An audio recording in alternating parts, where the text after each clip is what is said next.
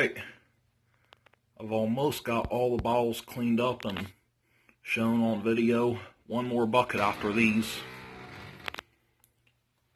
So first is another one of these RG Company Slick Blobs. Next is a marble.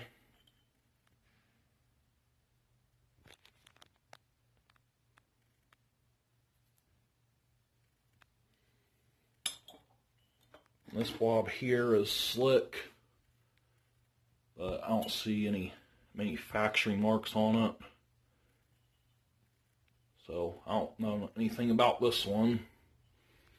Probably from around 1900 or something. And this one here, it has a really odd look to it.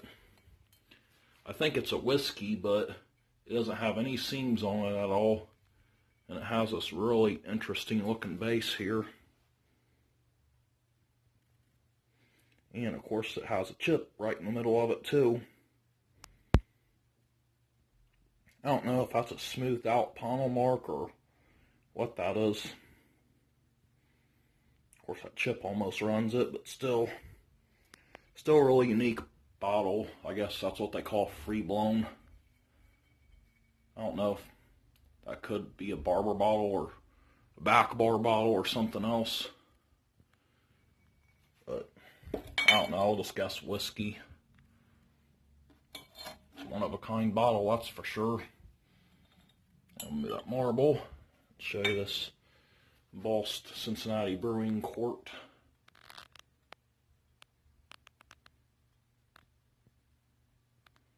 It's a nice one for sure. I know that's not a chip in the middle, that's actually a bubble. It's weird that the bubble kind of messes up the lines in the center. Then got a quart center embossed false Snyder. When I first dug this, I thought it was a slug plate one, but after closer inspection, it appears that it doesn't have a slug plate. It's just center embossed. And my other one that I have has a slug plate, so that's a new variation. I looked on the heel of this one, and it's also made by Edward H. Everett from Newark, Ohio.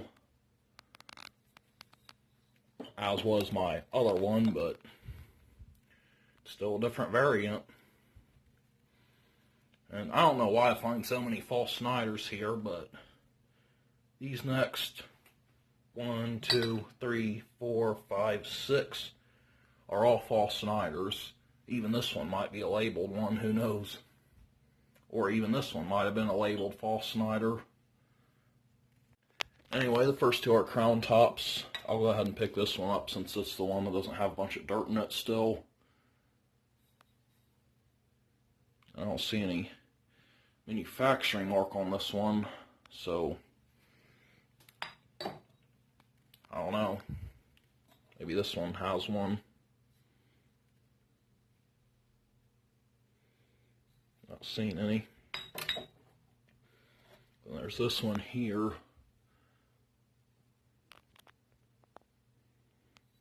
This one is made by MB&G Company, whatever that is. I'm going to have to start looking these up. There's this one, MBBG Company. So the previous one only had one B. And then this one here has a really nice color. It's almost a light blue. I don't know either I should call it a light blue or darker aqua. But it's a nice looking bottle for sure. This one is made by MB&G Company with only one B. And then this one here has no manufacturing mark at all. Not on the base, not on the heel, not anywhere. And it cleaned up pretty good.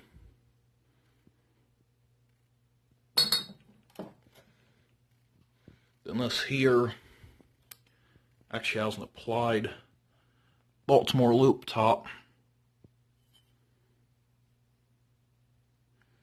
But my phone wants to focus on the background instead of the bottle here itself. There it goes. This one's made by ABG Company. So I'm not even sure what this one is. I know there's an AB Company, but not an ABG Company. I find AB Company on Hoster bottles from Columbus and some other bottles. And here's a nice blown mold Christian Moore line. Now you see the machine-made versions of this bottle a lot, but you don't see too many blown crown tops from them. At least I don't. This one is by CC Company or CG Company. Can't even tell. It came out pretty clean. Being dug anyway. Next, having another Aqua slug plated bottle. This one's a nice looking one. Capital City Brewing Company, Indianapolis, Indiana. I looked this one up, but could only find amber examples. But that was what was listed on eBay. So, who knows, there's probably other Aqua examples out there, but they might be a little bit less common. Then the next is one from where I used to live. W.M. Sebald Brewing Company, Middletown, Ohio. This one's an early machine-made beer. And machine-made beers, at least the early machine ones, are known for bruising up after you dig them. They're made with that crappy brittle glass. Next we have an amber Indianapolis. This is the first complete one I've dug. That's in pint size. That's amber. The embossing on this one's kind of weak though. RG Company, so I think Root Glass Company. Then next we have celery compound, pain celery compound. Pretty common medicine or bitters bottle, whatever you want to call it. But it turned out nice. The embossing looks pretty bold. Then we have a Dr. Crooks Wine of Tar. Just has one little chip around the lip, and other than that, it's in good condition. Someone claimed it was a Dayton bottle. I don't know if that's true or not. But either way, it's one I've never dug before. And last but not least, we have a nice Maple Park Dairy bottle from Middletown, Ohio. These are kind of hard to dig in Middletown. You usually dig the Avalon or early dairies, but not too many Maple Parks.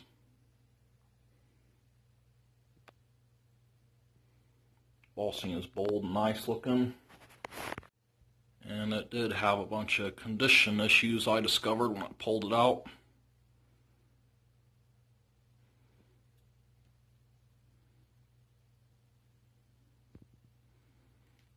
Quite a few. But it still displays nice. Pint-sized bottle. I don't know why, but when I'm filming, the video's looking awful weird. I don't know what's going on with that. It's making the video move suddenly more or something weird. I've never had that happen before. Hopefully it doesn't ruin my videos, because that would run the day. But anyway, couldn't believe how many beers there were here.